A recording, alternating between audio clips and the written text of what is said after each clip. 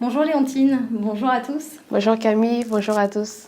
Léontine, j'ai eu l'immense plaisir de t'accueillir au mois de janvier pour un stage de 6 mois chez Idealco. Idealco, c'est un organisme de formation, une plateforme collaborative à destination des agents. Tu m'as accompagnée sur les réseaux dont j'ai la charge, donc qui sont les réseaux juristes publics, finances, urbanisme et aménagement et développement économique. Et tu as assumé tes missions avec beaucoup de talent. Tu as particulièrement excellé dans la mise en œuvre de ces missions. Je t'en remercie très sincèrement. Merci. J'aurais voulu aujourd'hui que tu reviennes un peu sur ton expérience de stage et que tu proposes ton témoignage pour peut-être inspirer des étudiants qui seraient intéressés par des stages au sein d'Idealco. D'accord. Que tu peux nous parler des missions que tu as eu à entreprendre chez Idéal Connaissance. D'accord. Tout d'abord, je tiens à te dire merci. Merci de m'avoir apprise avec toi pendant ces 6 mois. Concrètement, à Idealco, j'avais pour mission de programmer des formations, donc le montage de formations. Et pour cela, en fait, que devais-je faire? Je devais cibler des besoins de formation des agents territoriaux, parce que c'est vers eux que sont destinées nos formations. Cibler leurs besoins et ensuite trouver un sujet qui correspond à ces besoins, à ce besoin-là, et solliciter des intervenants. En plus de la webconférence que vous voyez le jour J, il y a tout un travail qui est derrière, la gestion logistique, la communication, plusieurs outils numérique, parce qu'Ideal Connaissance travaille beaucoup avec ça. C'est une entreprise tournée vers l'avenir, donc il y a des outils, il y a pas mal de numérique des outils numériques que vous êtes amenés à utiliser. Donc c'était pas mal de choses comme ça qui facilitaient mon travail au quotidien.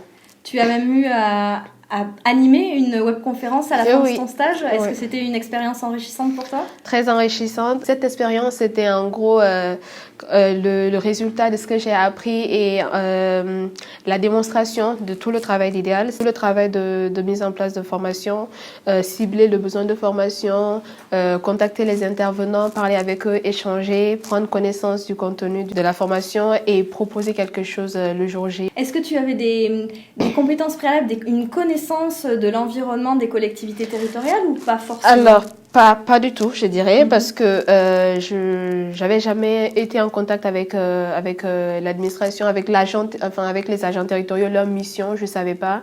Donc franchement, c'était une découverte pour moi et je dirais que c'est une belle découverte. J'ai pris les bases à l'école et là, c'était vraiment la pratique et ça m'a aidé à mieux comprendre les missions des agents territoriaux, comprendre ce qu'ils font et qu'est-ce qui se passe concrètement dans l'administration.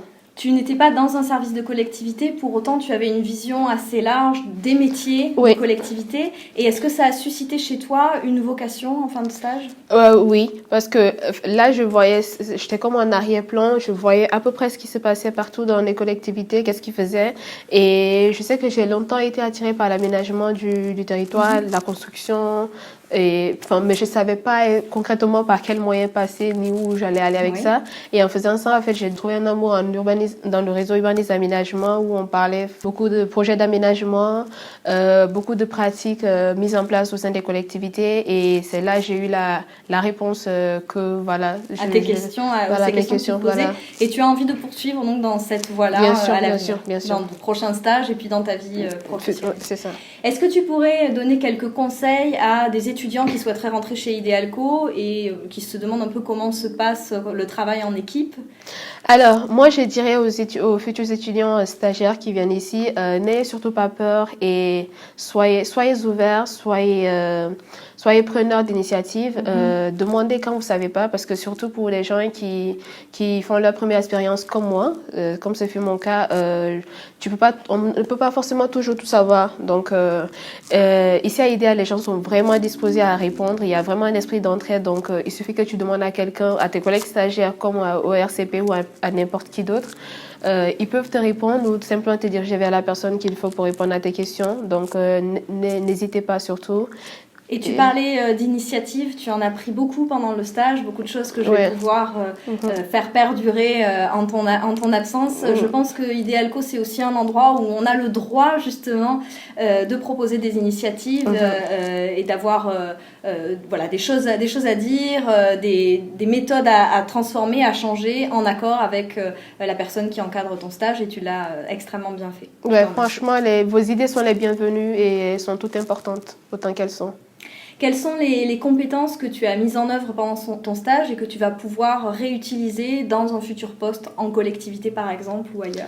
Alors, je dirais par là la gestion de projet, la mise en œuvre d'un projet, mais également l'utilisation d'outils numériques, la communication aussi, la communication. Donc, telles sont, entre autres, beaucoup de choses que je pars avec, que je sais que ça pourrait me servir dans ma vie professionnelle future. Je rajouterai à ces compétences ta capacité que tu as développée donc à interroger et à aborder des acteurs de tout niveau et de vraiment qui travaillent dans des domaines très très différents.